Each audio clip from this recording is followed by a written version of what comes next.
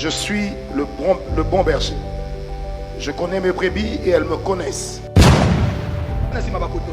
Un berger, c'est une personne dont la responsabilité, dont la profession, dont le métier est de prendre soin des brebis.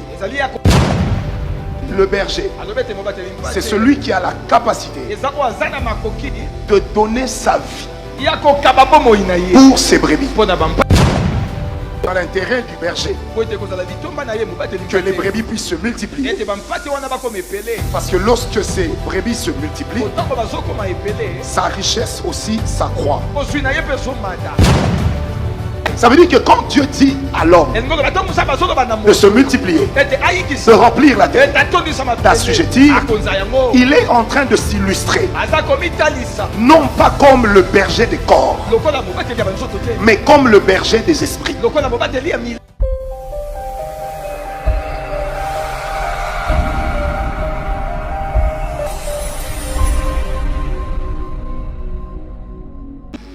Qu'est-ce que nous appelons un berger?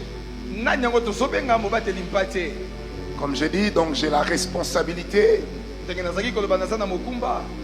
de commencer les hostilités, ce qui m'oblige à poser les bases sur lesquelles les autres vont venir bâtir.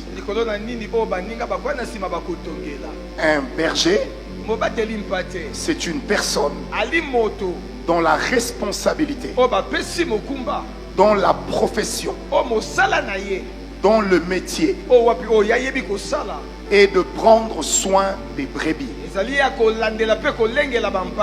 Premier objectif d'un berger, c'est prendre soin des objectifs, des brebis. Deuxième objectif d'un berger, c'est que le berger, il veille à ce que les brebis se multiplient. Parce qu'il est dans l'intérêt du berger que les brebis puissent se multiplier. Parce que lorsque ces brebis se multiplient, sa richesse aussi s'accroît. Donc le berger, quelque part, sa destinée, son avenir est lié au traitement qu'il accorde à ses brebis. Et le Seigneur Jésus va même plus loin. Il dit le berger, c'est celui qui a la capacité de donner sa vie pour ses brebis. Ça veut dire que quand il regarde ses brebis, pour le berger, la vie de ses brebis est plus importante que la sienne. C'est quelque chose de bizarre. Comment un homme peut trouver que la vie des animaux soit plus importante que la sienne? Comment un homme peut-il se dire que je préfère mourir pourvu que mes animaux restent? Alors le bon berger dont est en train de parler David, c'est l'image ou la prophétie sur la personne du Seigneur Jésus-Christ, lequel en tant que berger, il descend sur la terre afin de donner sa vie pour ses brebis. Alors ce qui est extraordinaire, c'est que le Seigneur Jésus a donné sa vie en tant que berger pour ses brebis, pour que ces brebis puissent avoir la possibilité de vivre des choses extraordinaires. Bien aimé, la dimension de la bergerie de Jésus, c'est qu'en tant que berger, il n'est pas là seulement pour prendre soin. Il n'est pas là seulement pour assurer une protection, mais il est là aussi afin que lorsque les brebis sont menacées, que sa vie à lui puisse leur servir de nourriture et d'aliments. C'est pourquoi lorsque le Seigneur Jésus instituait la Sainte Seine, il disait: je vous donne mon corps, je vous donne mon sang. La double dimension de Jésus dans la Sainte Seine, c'est qu'il ne se donne pas seulement pour les brebis, mais il se donne aussi aux brebis. Et c'est dans cette dimension que le Seigneur Jésus devient pour nous le berger qui sauve, mais il constitue aussi pour nous la nourriture qui donne l'endurance. Et quand le Seigneur Jésus s'illustre comme étant une nourriture, comme étant une boisson, il rappelle un nom de Dieu par lequel l'Éternel s'était révélé à l'homme avant le jardin d'Éden. Avant. Parce que dans Genèse 1, 26 à 28, Dieu crée l'homme et la femme, mais il les crée en lui. Mais dans Genèse 2, verset 7, il va les former. Ça veut dire que l'homme n'a pas été créé de la terre, mais il a été formé de la terre parce qu'il a été créé de Dieu. C'est comme ça que dans Job 32, Job pouvait dire: le souffle du Tout-Puissant m'anime. Parce que Dieu m'a créé. Alors dès lors que Dieu crée l'homme et la femme, il les crée au même moment, mais il les forme en des temps différents. Alors qu'est-ce qui va se passer? Dieu va directement dire à lui-même, dans sa pluralité: créons l'homme à notre image, à notre ressemblance. La Bible dit au verset 27, il les créa à son image, il les créa hommes et femmes. Ensuite il leur dit: soyez féconds, multipliez, remplissez, assujettissez et dominez sur les poissons de la mer, sur les animaux de la terre et sur les oiseaux du ciel. Alors, quand la Bible dit Dieu dit, le nom par lequel Dieu parle, c'est celui qu'on appelle El Shaddai. Ça veut dire que quand Dieu dit à l'homme de se multiplier, de remplir la terre, d'assujettir, il est en train de s'illustrer, non pas comme le berger des corps, mais comme le berger des esprits.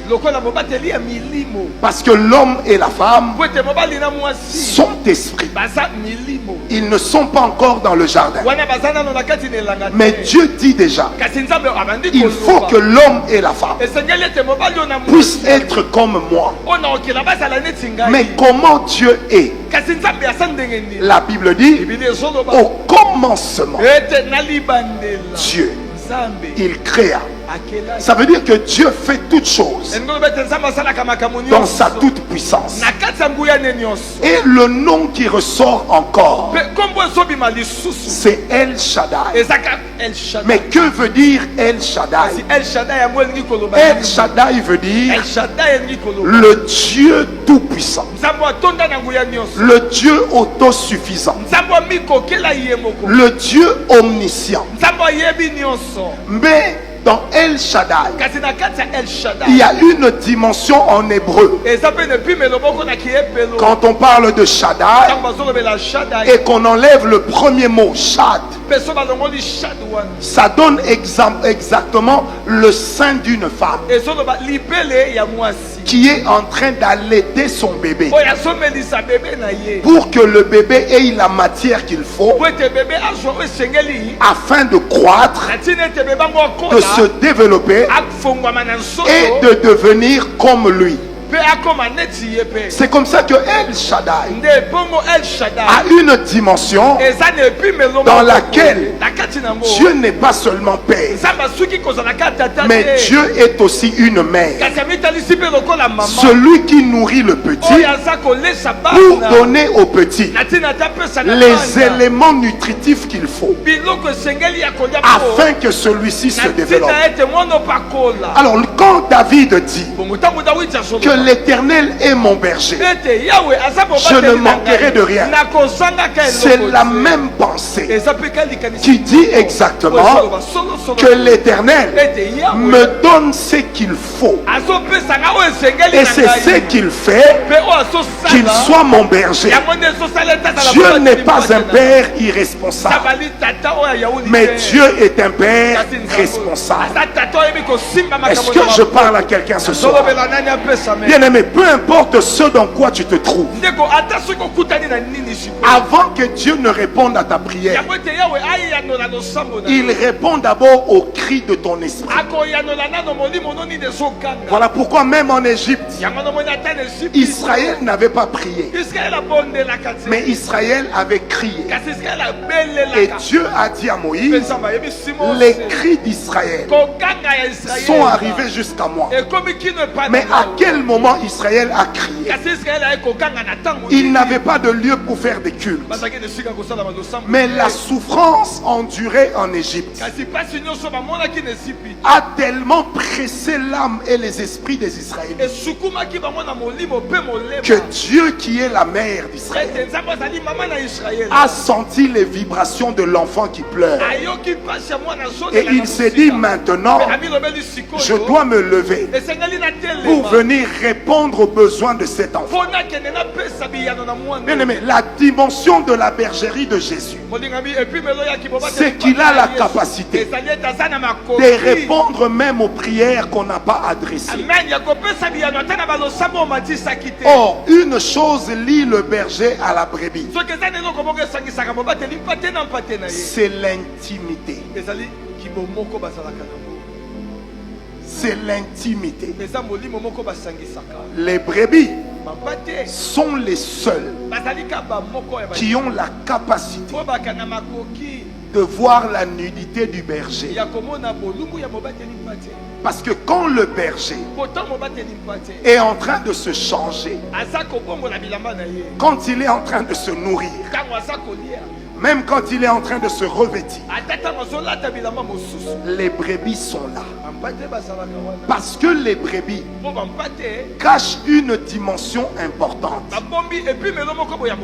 Ils vivent dans l'intimité du berger.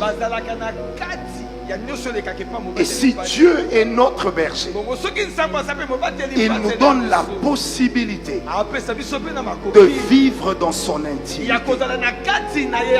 Tu ne peux pas avoir Dieu pour berger lorsque tu ne connais pas les délices de la présence de Dieu.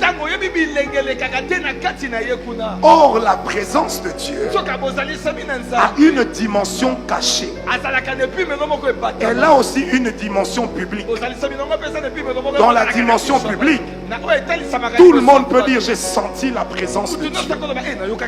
Mais dans la dimension privée, c'est là que quand on vient vers Dieu, dans l'intimité, on découvre le cœur de Dieu. Il n'y a pas de berger là où la brebis n'a pas le cœur lié à celui du berger. Bien-aimé dans le Seigneur, je me suis toujours posé une question.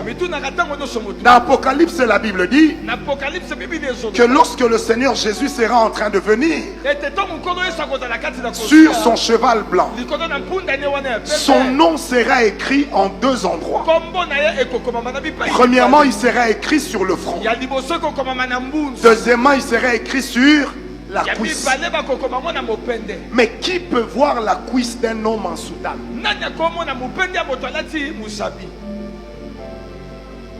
Que celui qui vit dans l'intimité de la personne. C'est comme ça qu'en tant que berger, l'invitation dans l'intimité de Dieu nous amène à avoir nos cœurs qui fondent devant Dieu. Et lorsque nous sommes des brebis de valeur, nous comprenons que nous sommes liés avec Dieu. Pas seulement quand nous sommes à l'église, mais dans notre intimité personnelle. Et c'est là que vous allez même comprendre que le péché de Cam, le fils de Noé, n'était pas d'avoir vu la nudité. C'était d'avoir parlé de la nudité. La nudité de Noé n'était pas un problème, mais c'était en parler qui devenait un problème. Celui qui avait déshabillé Noé, ce n'était pas Cam. Celui qui l'avait poussé à l'ivresse, ce n'était pas Cam, mais c'était Noé lui-même. Et l'histoire de Noé nous parle également de l'histoire de Dieu et de son peuple. Ça veut dire Dieu a une intimité qui peut être vue de son peuple. Mais le peuple ne doit pas raconter à tout le monde ce qu'il sait de l'intimité de son Dieu. Je suis venu dire à une personne ce soir que tu es. C'est que ce soir, en tant que berger, quand nous allons implorer Dieu, il va nous introduire dans l'intimité de sa personne. Est-ce que je parle à quelqu'un? Dis à ton voisin, nous irons dans l'intimité du berger. Nous irons dans l'intimité du berger. En fait, quand on entre dans l'intimité du berger, on fusionne avec le berger. Nos personnalités commencent à se confondre. Nos réactions commencent à se confondre. Notre langage commence à se confondre. C'est exactement comme ça que lorsque Jésus mourait à la croix et que Pierre est parti, la Bible dit les gens qui les ont vus ont dit à Pierre, toi aussi tu es parmi ses disciples. Mais qu'est-ce qui disait qu'il était parmi ses brebis? C'était que la personnalité de Jésus avait fusionné avec la personnalité de Pierre. Bien aimé, nous sommes dans les temps de la fin. Dieu n'enverra pas un ange, mais Dieu va t'envoyer toi. Parce que sa personnalité va se confondre à la tienne. C'est même comme ça que lorsque Paul et son ami arrivent dans une ville, les gens se mettent à crier, ils disent, mais les gens qui ont troublé le monde, ces dieux-là, sous formes humaines, sont venus parmi nous. Bien aimé, ce soir j'aimerais te dire, Dieu n'a pas besoin de descendre là où sa brebis le porte. Je ne sais pas si tu comprends. Je répète, Dieu n'a pas besoin de descendre là où la brebis porte Dieu. Parce que celui qui vit dans l'intimité avec Dieu, il ne porte pas l'arche, mais il porte Dieu. Et c'est dans son esprit que l'on retrouve le plus grand mystère de la terre. Ça veut dire il est un homme, il a l'air normal, mais il est porteur de Dieu. Ce soir j'aimerais dire à toi qui me regardes, un porteur de Dieu J'aimerais le dire comme ça, un porteur de Dieu, devant certains problèmes, il devient comme la réplique de Dieu. Comme si là où les gens ont prié, Seigneur viens, ils n'ont pas vu le Seigneur venir, mais quand ils le voient venir, lui, il voit Dieu au travers de lui. C'est pourquoi, bien aimé dans le Seigneur, la vie avec notre berger n'est pas une théorie, c'est une intimité que nous vivons chaque jour. Vous savez, dans l'histoire du réveil, on raconte l'histoire d'un homme. C'était un Britannique. Il est allé s'installer en Inde. Et quand il arrive là-bas, il mène quelques campagnes d'évangélisation. Et puis, à un moment, la ville est troublée. Parce que chaque soir, il y a un léopard qui sort. Il entre dans la ville et il mange les troupeaux. Les gens de la ville, du village ont tout fait. Ils n'arrivaient pas à le piéger. Et ils sont allés voir cet homme. Il s'appelait John Knox. Ils lui ont dit, John, il y a un léopard dans notre ville. Dès que la nuit tombe, nous sommes obligés de nous barricader. Mais nos animaux qui restent dans la prairie, ils sont livrés à eux-mêmes parce qu'il va les manger. Alors John leur a dit, il n'y a pas de problème. Il est venu dans le village. Il a pris sa chaise. Il l'a mis à l'extérieur d'une grande maison. Et il a dit à tout le village, allez dormir. Et lui est resté à l'extérieur. Le matin venu, les habitants du village sortent. Ils trouvent John assis, le léopard à côté de lui, en train de dormir. Ils sont allés prendre les machettes. Ils ont dit, nous allons tuer cet animal. Il leur a dit, non. Qu'est-ce qu'il vous a fait? Et il regarde le léopard. Il lui dit, lève-toi, retourne dans la savane et ne sors plus. Et les gens qui restent lui posent la question, mais comment un léopard qui est dangereux peut-il t'obéir à toi? Il leur répondra, celui qui est en moi, c'est le créateur de ce léopard.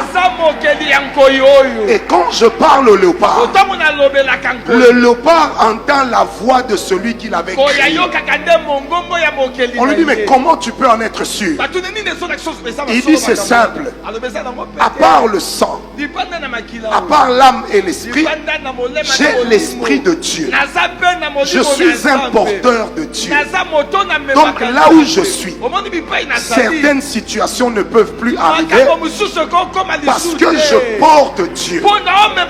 Seul celui qui porte Dieu, seul celui qui porte Dieu peut parler la parole de Dieu. Et j'aimerais dire à quelqu'un ce soir, quand tu réalises que la chose qui te lie à Dieu va au-delà de l'exaucement des prières, c'est une fusion de personnalité. C'est là que tu comprendras que Dieu n'a pas investi en toi, mais en t'allaitant comme El Shaddai, il s'est investi lui-même en toi. Parce qu'à chaque fois qu'un bébé prend le lait maternel, le lait maternel, milk, le lait maternel, c'est quoi? C'est le sang de la maman qui est transformé.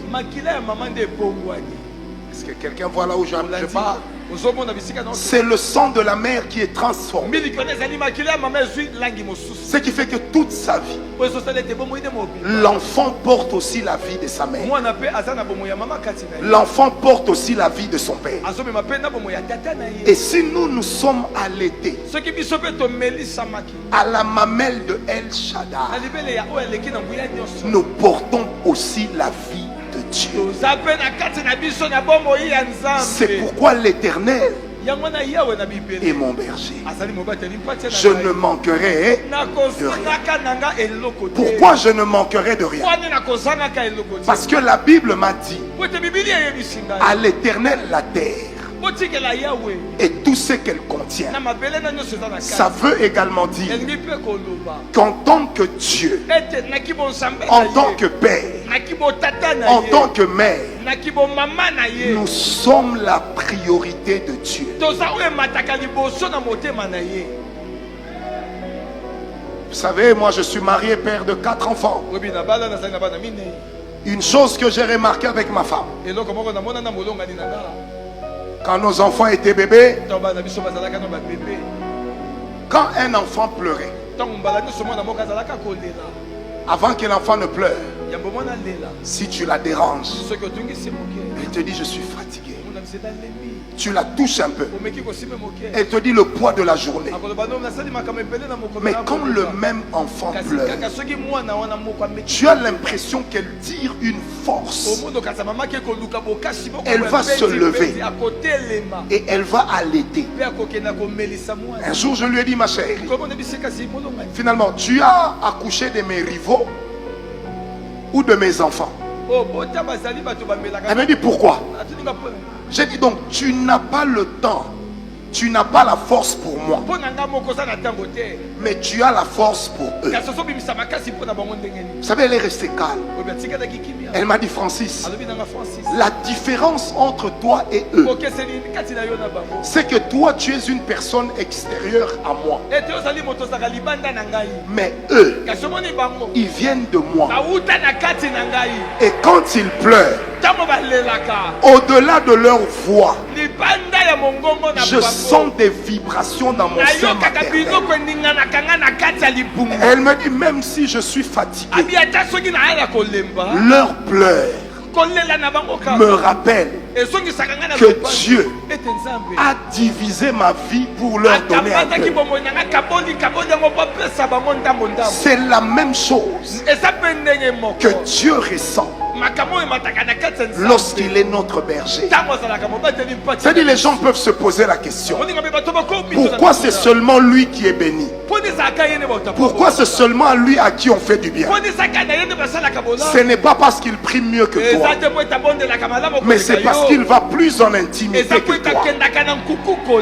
Et celui qui va plus en intimité, Dieu se sent concerné par ce qui le concerne.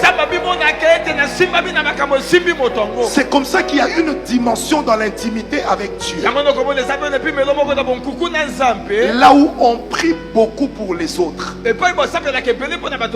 mais on ne prie plus beaucoup pour soi-même. Où on a juste comme l'impression que je pense à une chose, Dieu me le donne. Je me fais un souci, Dieu m'exauce. Mais quel moment est-ce que j'ai parlé? Quand tu es en intimité avec le berger, il n'entend pas le son de tes lèvres, mais il entend le son de ton cœur. Il enlève les charges qui pèsent sur toi, afin de te donner de la vitesse dans ton adoration. Je prie avec toi ce soir que l'onction de Dieu, quand elle descendra ce soir, qu'elle t'amène dans les profondeurs de sa présence. Là où tu auras l'impression de ne pas porter le poids d'un homme, mais de porter le poids de la présence de Dieu. Est-ce que je parle à quelqu'un? Un jour j'étais quelque part, je disais à ma femme, je dis cette chose, j'aime bien ça, j'aimerais bien avoir ça un jour. Elle m'a dit, mais prie, Dieu va te le donner. En fait, j'ai oublié de prier. Quelques semaines après, quelqu'un m'appelle. Il me dit, prophète, J'étais en prière. Après, je suivais un prédicateur. Pendant qu'il prêchait, le Seigneur m'a dit, prends ta voiture, donne-la au prophète Francis. Elle m'a dit, je venais de l'acheter. Elle est encore neuve. Mais la voix m'a dit de te donner. Et puis il me dit, mais qu'est-ce que tu as dit à Dieu pour qu'il vienne prendre chez moi un bien qui m'appartient pour te donner? Je lui ai répondu, il est écrit dans la Bible que l'Éternel est mon berger. Je ne manquerai de rien. C'est pas que je manquais de voiture, mais parce que j'avais émis un vœu devant ma femme. Le Seigneur s'est dit, je vais répondre à ce besoin-là. Est-ce que je peux parler à quelqu'un? Seul quelqu'un qui connaît l'intimité avec Dieu est capable de voir Dieu répondre à ses caprices. Parce que Dieu ne répond pas qu'à nos prières. Il peut aussi répondre à nos caprices. Chère maman, quand tu portes le bébé, n'est-ce pas qu'il a l'air innocent? Mais des fois quand tu t'assieds, il se fâche. Quand tu te lèves, il s'arrête de pleurer. Qui lui a dit que tu t'es levé? Puisque tu nous dis qu'il est inconscient, qui lui dit que tu t'es levé? Et quand tu t'assieds, qui lui dit que tu t'es assis? Parce que tu ne l'as pas posé sur tes cuisses. En fait, quand tu portes l'enfant, il ne communie pas avec ton corps, mais il communie avec ton sang, parce qu'il vient de toi. Et les vibrations de tes mouvements ont des répercussions sur lui. C'est pourquoi il réagit. Maintenant, nous, pour Dieu, nous sommes comme des précieux enfants, comme des précieuses brebis, où des fois nous n'avons pas besoin de parler, mais nous avons juste besoin de rester dans sa présence. C'est là qu'il va nous transfuser de son sang. C'est là qu'il va nous transfuser de sa personne. C'est comme ça que Jésus pouvait dire dans Jean 5 verset 17, il dit, mon Père agit jusqu'à présent, moi aussi j'agis. Une autre version dit, mon Père travaille et moi aussi je travaille. Autrement dit, parce que mon Père travaille, je suis en train de répercuter le travail qu'il est en train d'accomplir au ciel. J'aimerais dire à quelqu'un, durant tout notre temps de jeûne, ne te déconnecte pas de l'intimité avec Dieu. Même si tu as l'impression que certaines choses vont traîner, n'oublie pas, tu ne portes pas l'arche, tu ne portes pas la loi, mais tu portes la personne de Dieu.